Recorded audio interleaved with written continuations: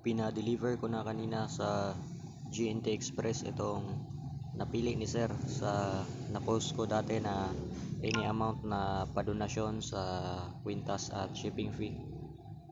Pinadeliver ko ito papuntang Maguindanao, taga Maguindanao kasi siya. So ito pinabasbasan din niya para magbigay gabay sa negosyo. Yan, kwintas iyan pero pwede yung gawing keychain kung nais niya. Pwede rin isuot niya palagi. Protection din yun sa lahat ng klaseng witchcraft at sa lahat ng klaseng bad spirit. Susuot lang niya palagi, dadalhin palagi.